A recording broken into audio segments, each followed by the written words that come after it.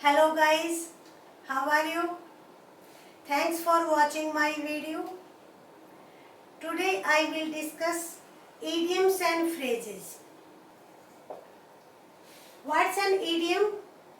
Idiom is a group of words or is a phrase used by people that are different than individual words.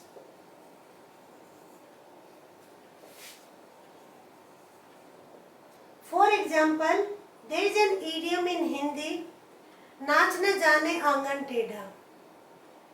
अब ना तो आंगन टेढ़ा literally हो सकता है, बिल्कुल इस इडियम का मीनिंग डिफरेंट होगा जो डिक्शनरी मीनिंग से है. Similar is in the case of English also. English में भी यही केस है. For example, play the second fiddle, ये एक इडियम है. अब इसका लिटरल मीनिंग से डिफरेंट मीनिंग है.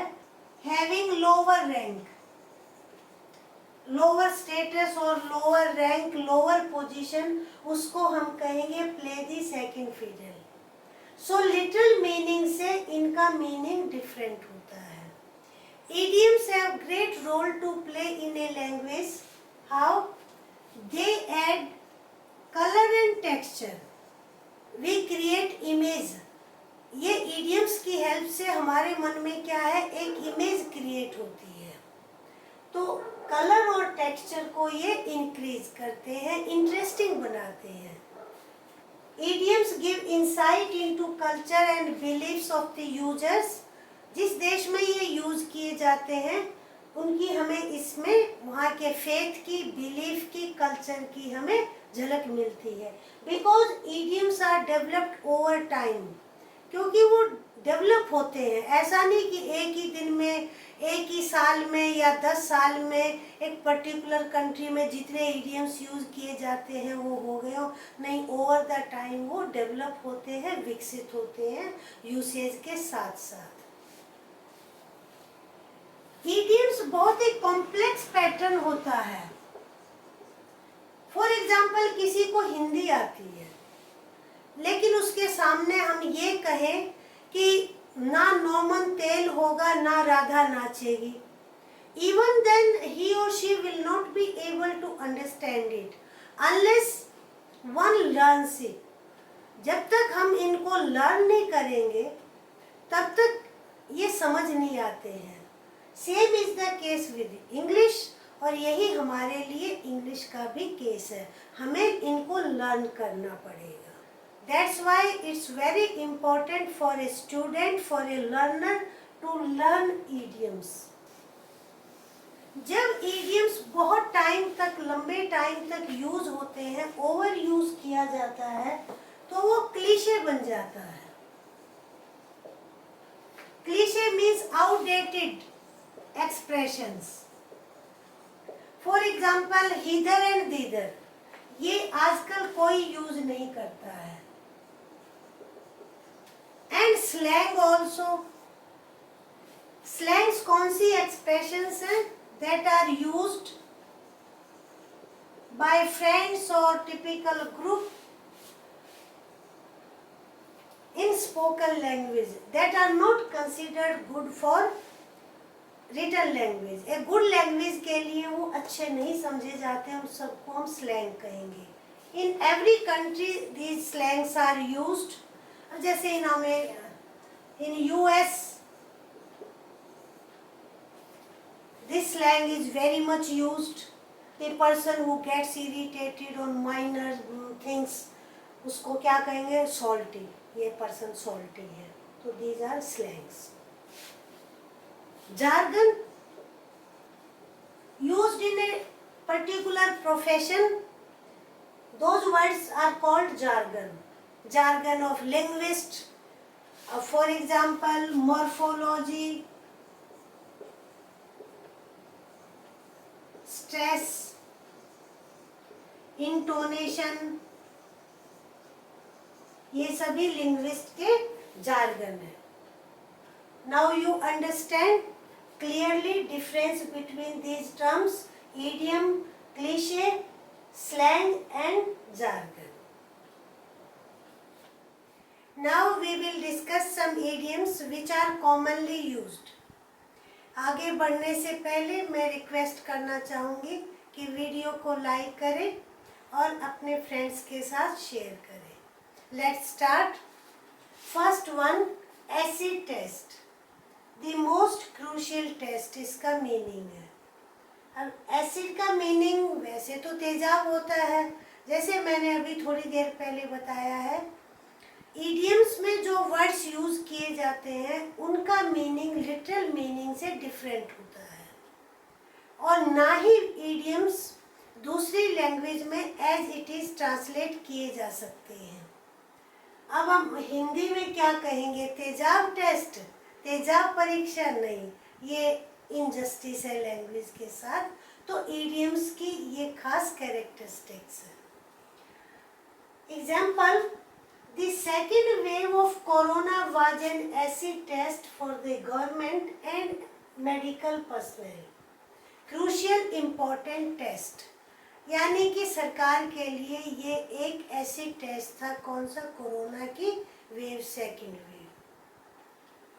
Second one, across the board.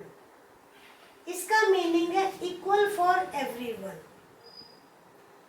He gave 5% pay increase across the board.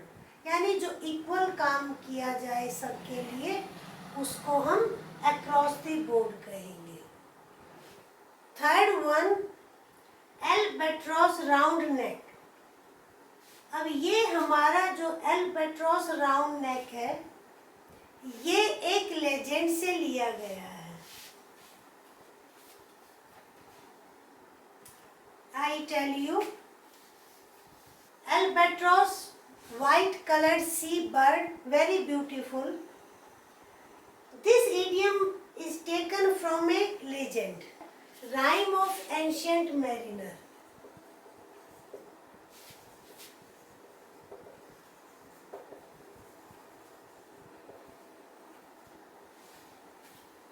इस epical poem में what happens? Narrative kills albatross.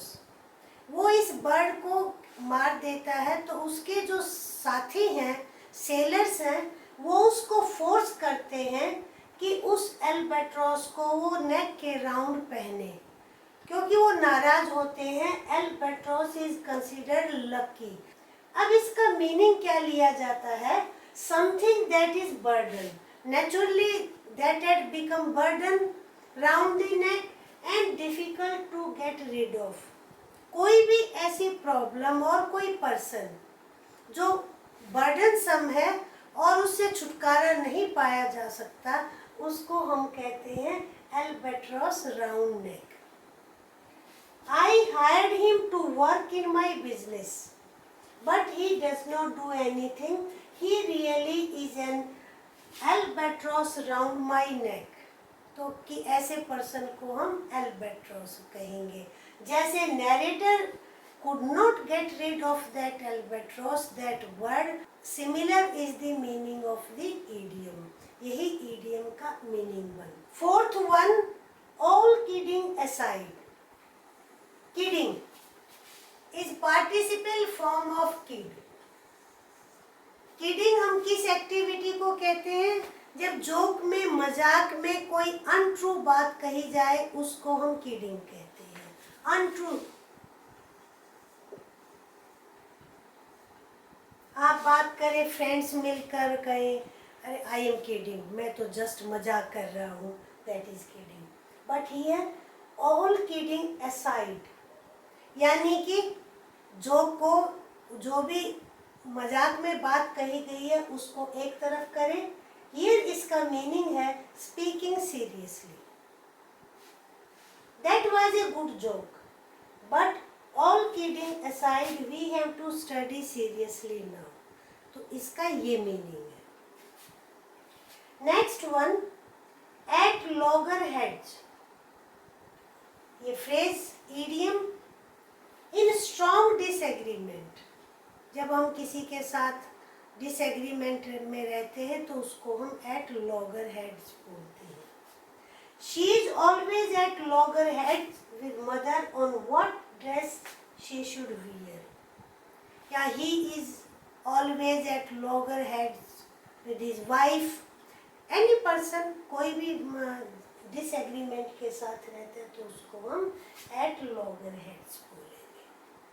Today I have taken idioms of alphabet A that are commonly used. I will cover idioms A to Z that are commonly used, and you will find in your exams also, in literature, in spoken language, everywhere you will find these idioms. There are some phrases और phrases भी जो students के लिए important हैं. They feel difficulty in understanding them, that I will discuss all phrases. It will be a series of idioms and phrases. Okay, I hope you enjoyed the video.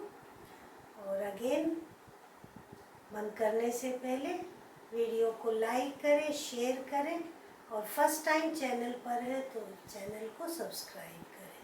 Thank you.